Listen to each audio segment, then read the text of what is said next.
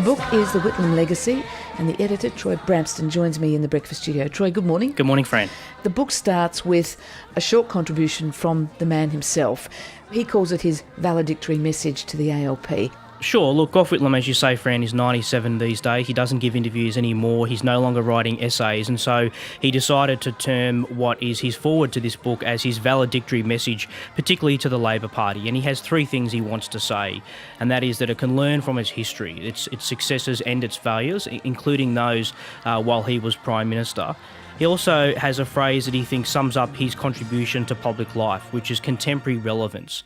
That is, that political parties must continue to be relevant to voters and they must continue to refresh their ideas.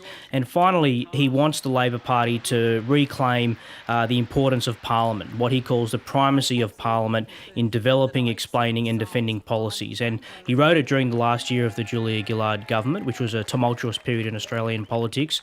And I think Gough came to the conclusion that if only politicians use the Parliament more, then policies would not be blown off course, as he called it. One of the criticisms of certainly the last Labor government was it didn't sell its narrative. So was he observing that and thinking they just wasted that platform of the Parliament? I think he was looking at the Parliament, and he was looking at the chaotic nature of it all and a number of broken policy promises, and thinking to himself, look, if only the Labor Party was surer more about what it wanted to achieve and why it wanted to achieve it, and then it could explain those policies and defend them in the Parliament, the primary forum for Australian politics, then maybe we wouldn't have seen some of these backflips on things like carbon tax and watering down the mining tax and a number of other policies that became very contentious in the past few years. In this book, you've amassed a who's who of contributors. What are the competing arguments in this book, Troy? Well, I wanted everybody to have their say, people who were friends and some who I guess may describe themselves as foes, people who wanted to have their say about Gough Whitlam 40 years after he was elected.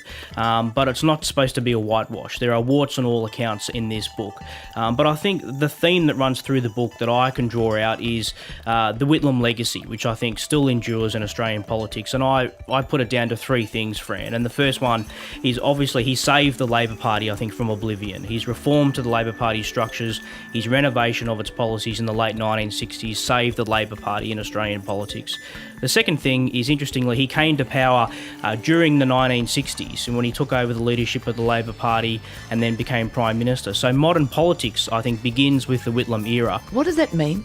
Television. I mean, Gough Whitlam mastered that art. If you look at some of that old footage of politicians, from the 30s and 40s trying to deal with this medium in the 1960s, they were very uncomfortable. Billy McMahon wasn't a great television performer. Neither was Arthur Calwell, who Whitlam replaced as Labor leader. So he mastered that forum, which really changed politics. But also things like professional advertising, the It's Time jingle, the It's Time election campaign. Also detailed market research, using polling companies, using focus groups to fine-tune policies to better shape your message, and also professionalised campaigning, candidate training, target seats, all this kind of stuff. Some of that say that's a scourge of politics these days, all those things. Market research, politicians are too poll-driven, they're too slick, advertising campaigns are too slick. Sure, but nevertheless, these are things that change politics all over the world. And politicians who could use them effectively succeeded, and those who didn't obviously failed.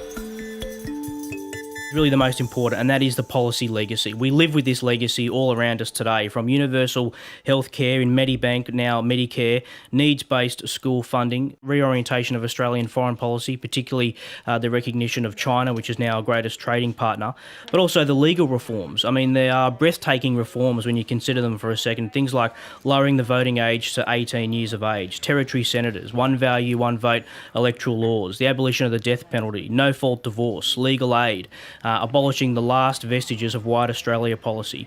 There's a whole lot of things that the Whitlam government did, even sewering the suburbs in Sydney, Melbourne and Brisbane. The list is staggeringly long, considering the Whitlam government only lasted just over 1,000 days. It's a lot to get going in those days, and I think no one argues with the breadth and the scope of that list.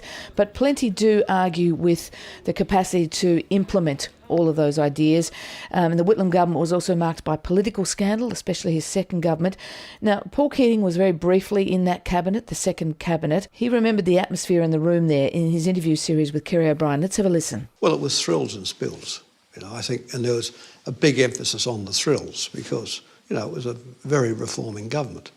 What can you remember of your first ministerial meeting with the full Whitlam ministry? Oh, well, it was a bag of fun, really. I walked into this little ante-room they had off the cabinet room in the old Parliament House, where you had a cup of tea and a scone.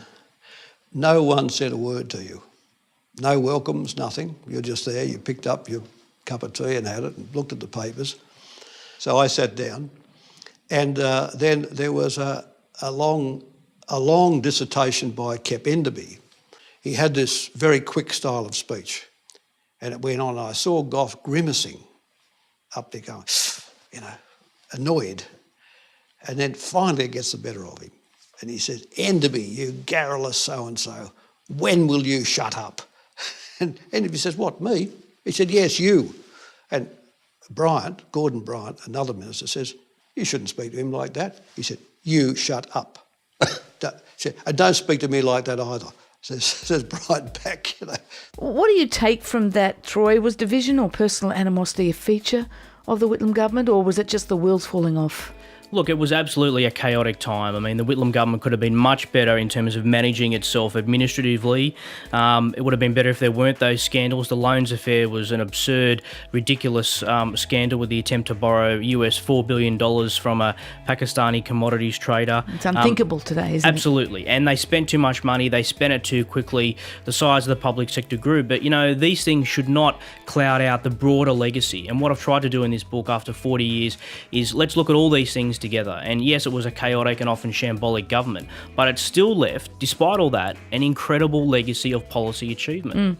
Is it fair to say that Labor has suffered from a perception since that it's not, the best manager of the economy? Is that one of the throwbacks? Yeah, look, it is. And certainly, Susan Ryan often used to tell me that in the Hawke government, when she sat around the cabinet table, there was no place for an unreconstructed Whitlamite.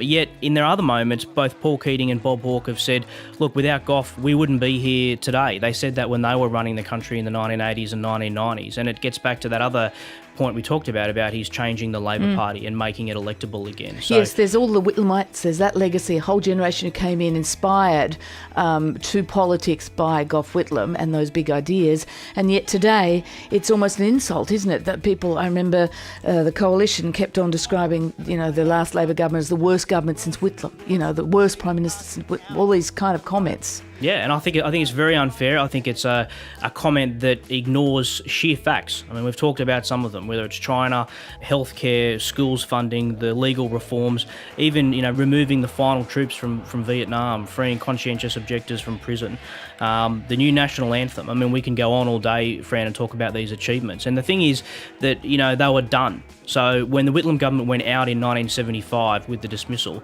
Medibank was up and running. Now, Julia Gillard and Kevin Rudd might like to talk about the National Disability Insurance Scheme or the Gonski funding being done and as achievements. Well, frankly, they're not. But the Whitlam government did achieve things, and they were funded and they were in place before they were dismissed on Remembrance Day 1975. And that is a great reminder that you remind us of in this book, the pace that he went at it from day one. He surprised everyone by sitting down with just, one other member and running the country and getting these ideas going. It's a great reminder. Troy, thank you very much for joining us. Thank you, Fran. Troy Bramston, editor of The Whitlam Legacy.